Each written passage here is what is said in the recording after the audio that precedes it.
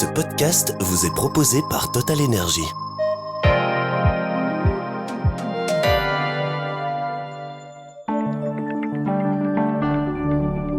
Vous écoutez le podcast Le Trends des marchés de la rédaction de Trends Tendance. Je m'appelle Loïc Streuss et avec notre invitée Laura Roba, nous évoquons le départ d'Ilham Kadri de Syensqo, la nouvelle stratégie de PostNL et les données cliniques d'UCB. On démarre comme d'habitude ce Trends des marchés par les résultats de la bourse. Les bourses européennes ont terminé proches de l'équilibre, incapables de préserver leurs gains du début de séance, malgré les signes envoyés par la Fed sur Euronext Bruxelles. Umicore a rebondi après quelques semaines mitigées. Hors indice, Ontex a profité d'une déclaration de transparence de Brands Investment Partners qui a porté sa participation à plus de 10%. Solvay a par contre connu une séance difficile après une dégradation à sous-pondérée par les analystes de Morgan Stanley. Ecopac a sombré après une note des analystes de Kepler Chevreux qui ont abaissé leur conseil à vendre. Et nous accueillons Laura Roba dans ce Trends des marchés. Bienvenue Laura. Et on commence par cette annonce, c'est le départ de la CEO de Syensqo, Ilham Kadri. Il est prévu en janvier prochain. Est-ce que c'est une annonce surprise ou est-ce qu'elle était attendue ? C'est vrai que c'est un peu surprenant qu'elle ne mène pas à terme le repositionnement stratégique de Syensqo. Cela étant dit, son successeur, qui est l'actuel président de leur section Performance and Care, a un parcours qui est très solide. Il connaît extrêmement bien la boîte puisqu'il a travaillé dans le secteur pendant plus de 30 ans. Et il y a une succession qui est prévue. Donc c'est quand même rassurant au niveau de la continuité du repositionnement stratégique de la société. On passe à PostNL. Elle tenait sa journée des investisseurs. Que doit-on retenir dans les grandes lignes ? Alors, dans les grandes lignes, ils vont scinder leur division colis en deux. D'un côté, l'e-commerce, de l'autre, tout ce qui est plateforme. Ils visent un chiffre d'affaires de 4 milliards d'ici 2028, un EBIT de 175 millions et ils vont investir environ 150 millions d'euros par an pour le déploiement de leur plateforme out of home dans l'e-commerce, mais aussi pour se mettre à jour au niveau technologique avec tout ce qui est l'intelligence artificielle, etc. Oui, donc ce sont des objectifs ambitieux, mais est-ce pour autant que ces objectifs sont crédibles ?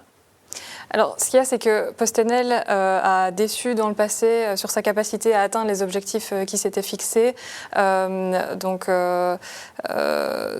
voilà, il y avait 3 raisons principales dans le passé. La première, c'est qu'il y a moins de courrier qu'avant. Donc forcément, leur division mail est déficitaire et on n'a pas vraiment de stratégie aujourd'hui sur comment le management va remettre cette division à flot. Deuxièmement, il y a eu l'inflation. Et ensuite, sur les colis, c'est un environnement qui est extrêmement concurrentiel. Et étant donné l'environnement économique, il y a moins de volume. Le contexte économique qui, du coup, impacte les volumes.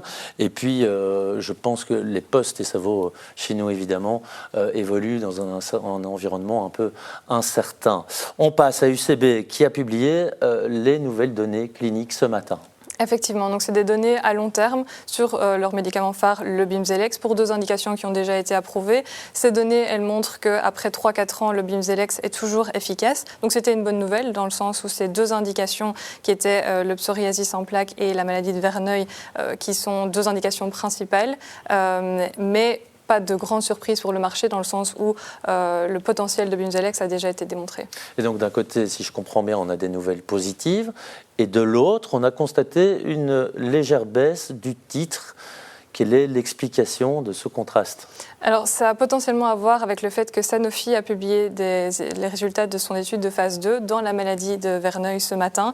Des résultats qui étaient bons. Alors, par contre, leur médicament, il a un autre mode d'action que celui du CB, donc ce n'est pas un concurrent direct. Si on regarde les résultats plus en détail, on voit que l'efficacité est comparable, mais le Bimzelx du CB est plus rapide. On atteint une efficacité de 30% au bout de 12 semaines versus 16 pour celui de Sanofi. On termine par les performances boursières toujours du CB qui sont positives depuis le début de l'année, c'est plus 6% si je dis bien. Quelles sont du coup les perspectives pour les prochains mois ? Alors, il n'y a pas de gros résultats cliniques attendus au deuxième semestre. On attend surtout des résultats de phase 2. Par contre, il y a les résultats d'une phase 3 d'une biotech suisse, Moonlake, qui sont attendus au deuxième semestre, toujours dans la maladie de Verneuil. Et ici, le mode d'action est similaire à celui de Bimzelx, donc c'est un concurrent direct. Donc potentiellement, des résultats bons ou mauvais vont impacter le cours d'UCB. Cela étant dit, même si les résultats sont équivalents ou meilleurs que le Bimzelx, on s'attend à ce que UCB conserve une position solide dans ce marché parce qu'il va bénéficier du fait qu'ils sont entrés les premiers. Et puis c'est un marché qui est en croissance, donc il y a de la place pour d'autres acteurs. Oui, et puis côté financier, pas de résultats au troisième trimestre pour UCB, c'est bien cela, ce sera exactement, fin février. Et nous suivrons évidemment tout cela. Merci Laura pour votre visite et votre analyse. Merci Loïc.